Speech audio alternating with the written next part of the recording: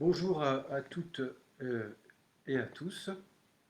Je me présente, je m'appelle Christophe Duchâtel, je suis romancier et je suis invité à la prochaine édition du Festival de littérature franco-irlandais qui se tiendra en avril prochain à Dublin et dont le thème portera sur les nouvelles alliances avec la nature.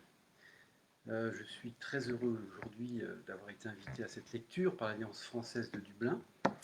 Donc un grand merci, notamment à Christine Weld, que je salue ici. À présent, je vais vous lire un court extrait de mon troisième roman intitulé Par-dessus ton épaule, que voici, qui est paru en avril 2017 chez Grasset. Il s'agit du journal d'un enfant adressé à sa mère, écrit dans la langue d'un enfant. Thomas a 10 ans et bientôt il va quitter sa mère pour une autre. Une expérience qu'il va lui raconter au jour le jour. Donc à travers les yeux de cet enfant, de ses visions animistes, cet enfant qui redoute d'entrer dans le monde en guerre des adultes, nous sommes plongés dans un univers étrange, dans les interstices des temps, à travers les présences fantômes, animales et végétales. Alors l'action se déroule dans une ville qui n'est pas située géographiquement, dans un futur proche, peut-être pas loin d'Andalousie, en tous les cas dans une Europe tropicalisée dans ses paysages et aussi dans ses mœurs. Alors, voilà comment euh, Thomas, 10 ans, s'adresse à sa mère dans ce journal que je vais vous lire maintenant. Avant de quitter la maison, tu étais nerveuse comme ton robot mixeur quand tu tournes le bouton de l'appareil à fond pour faire de la purée ou de la soupe et que ça vibre partout, dans les murs et les placards de la cuisine. Ton chauffeur est arrivé et on est parti. Ton conseiller se trouvait déjà à l'intérieur de la voiture. Il était habillé en costume et sa cravate serrée lui faisait ressortir les veines dans le cou. Lui aussi était énervé, mais d'une autre façon, je crois.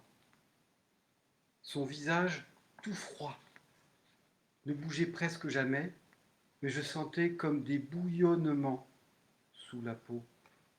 Il a dit, c'est bien de lui montrer au petit, il va devenir un tueur. Tu me préviendras si tu sens que je peux tuer un de ces jours. Tu le promets, maman chérie. Sinon, tu viendras me voir en prison. Comme tu m'as conseillé, j'essaye de ne pas regarder les images d'explosions et de guerres sur Internet. Mais souvent, c'est plus fort que moi. À l'école, à la récré, dans le bus avec Gabriel ou dans sa chambre, je clique sur les images. C'est vrai, il y a beaucoup de corps découpés. J'ai l'impression d'appartenir à ces morceaux de gigot sous les bombes là-bas. Et j'ai très envie de tuer les gens qui ont installé les humains dans un pays entre des frontières pour qu'ils se battent entre eux. Des fois, je caresse les bouts de corps sur l'écran avec le doigt. Alors, c'est sûr, ça va m'arriver de zigouiller des gens. Enfin, pas tout de suite, j'espère. J'ai le temps de me préparer. Une des choses les plus affreuses quand tu cliques, ce sont les enfants noirs, avec seulement la peau et les os, et beaucoup de mouches dans les trous et les plaies. En fait, tu as raison.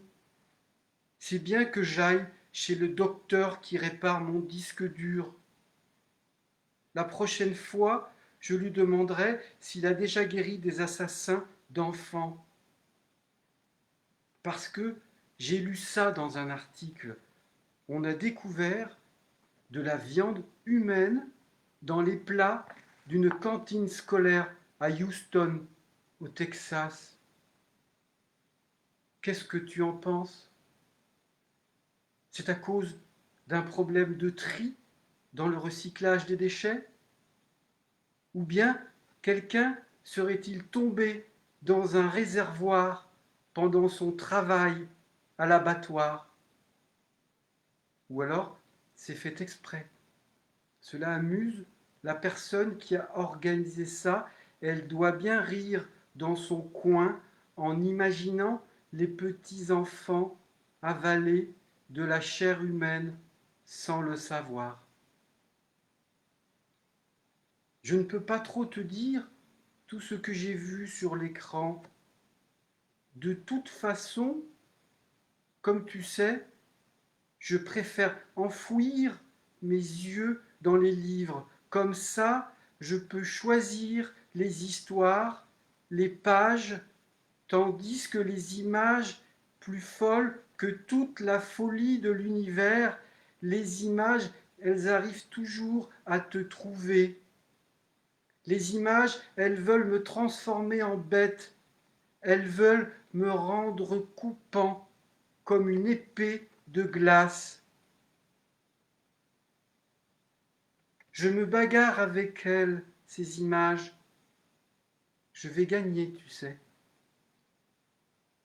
Ce qui me plaît aussi dans les livres, c'est que les mots me laissent de la place.